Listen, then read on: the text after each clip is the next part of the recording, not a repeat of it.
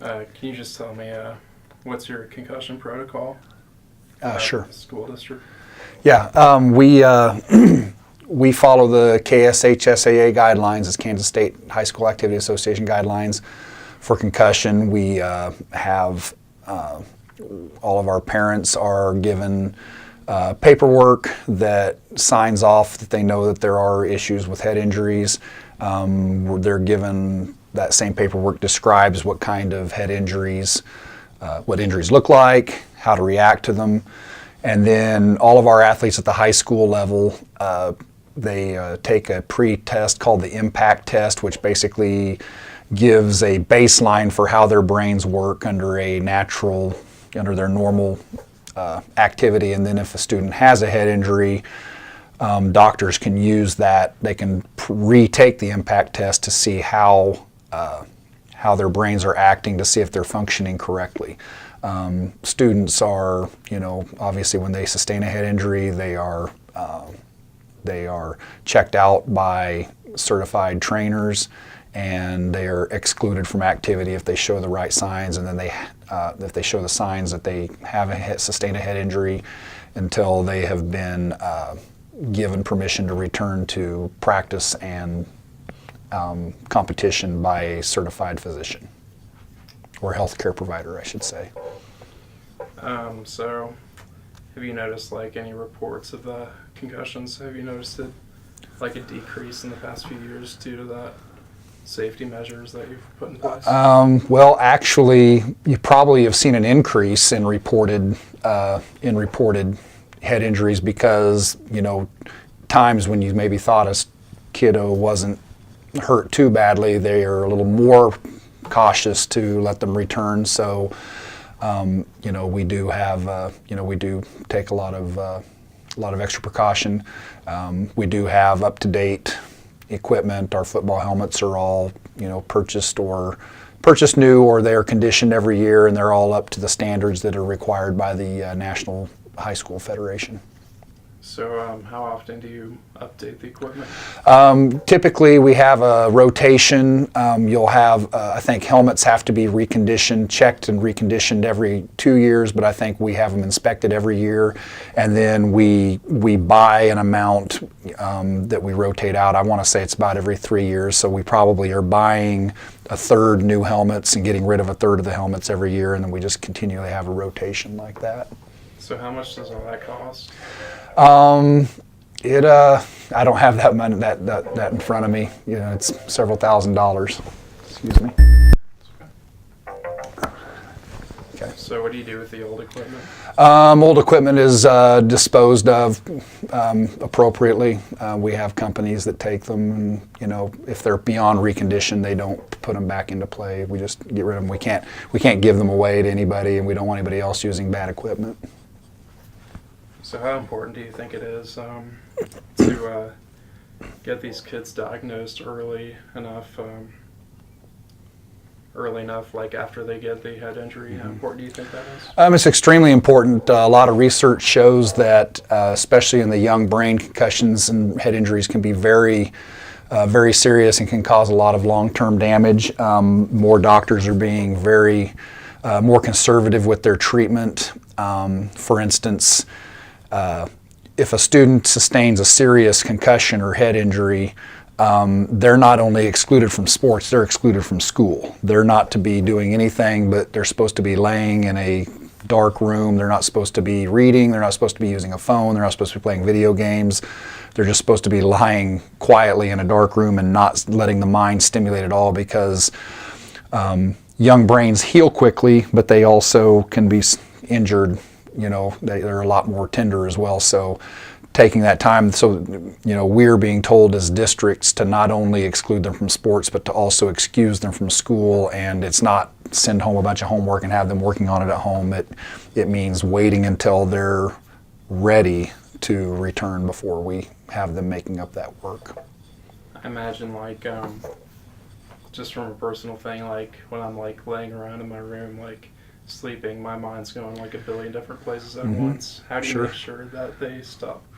just like stop focused and Well, that's hard to do. Obviously, it's up to the parents to take care of that.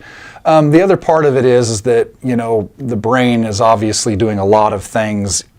It's taking care of the body as it goes. It's running a lot of systems, but things like electronics and devices and games and things like that stimulate the brain in ways that are, in areas that are more detrimental to that healing process than, the brain's got to do some work, obviously, and so you can't stop it completely. So do you think you can do more than you've already done to help just get rid of concussions like that? Well, yeah, I mean, short of, you're never going to completely get rid of concussions. I think the big thing that we've done is we've identified that it's important to pay attention to them and to remember that it's not just a football thing. I mean, concussions are sustained in all sports, whether it's soccer or volleyball, baseball. All sports have ways. Whether it's students or athletes running into each other or getting hit with an object. It's so you're not ever going to get rid of head injuries completely, but by raising the awareness and putting the recovery over competition makes it so that we can keep kids safe and prevent those long-term health issues, hopefully. Just back to the keeping the kids inside. Mm-hmm. How common has that become these days? We've had it happen. I don't know. I don't have anything in front of me saying how many students or if we had any this year do it. I know of students who I like fellow coworkers who, he had a daughter who played volleyball and she sustained a concussion and she was home for about 4 days, in bed in a dark room to recover.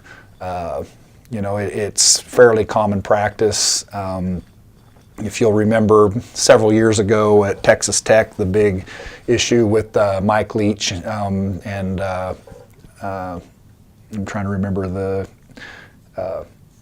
ESPN announcer's son, who was a wide receiver, but he was complaining that he had been put in isolation in a dark room, but he had sustained a concussion, and that was one of the treatments that they were using. So, I mean, I think it's a fairly common practice, and they're learning that that's one of the important things to do. Is there anything else you can tell me about concussions like Free State and Lawrence High? I don't have any. I don't have raw numbers in front of me. This is our second year of using the impact testing, and it's been pretty well accepted. Impact is not the only tool that can be used. There are other tools out there that can be used to pre-test and post-test kids. The important thing is just having something so that doctors know how their brains were functioning before they were injured and after, so they know if they're close to being back to normal or not. We obviously put safety first for our kids and teach proper techniques and try to keep them all properly equipped and hope that that keeps kids as safe as possible. Do you think that these tests will alleviate the concerns of parents who want to completely pull their kids out of sports? It may some. I mean, there are a lot of people that do. Sometimes it's interesting. Parents are misguided. They think football is the one sport, where concussions are sustained, which isn't true. But I think it does. I think it gives a lot of.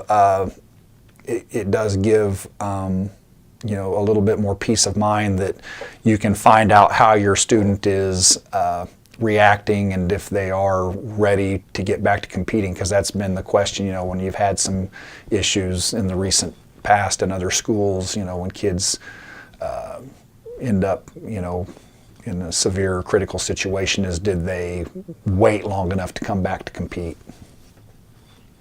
I know,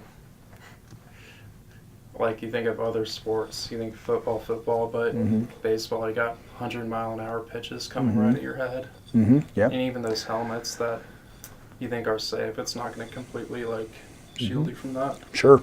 Yeah, and even in volleyball, if you'll watch many volleyball players, especially the back row defensive specialists, where they wear the kind of a foam helmet too, because they have 100-mile-an-hour hits coming at them, and they take it in the head. You know, and the ball, it doesn't matter how hard or soft it is at 100 miles an hour, it's going to have an impact.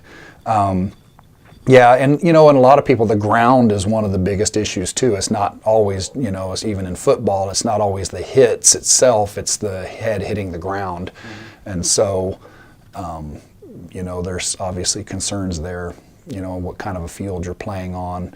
And having been a coach, you know, and some people worry that turf is a hard surface, but I can promise you when you've been on some grass fields that when it hasn't rained for a long time, that ground is very, very hard.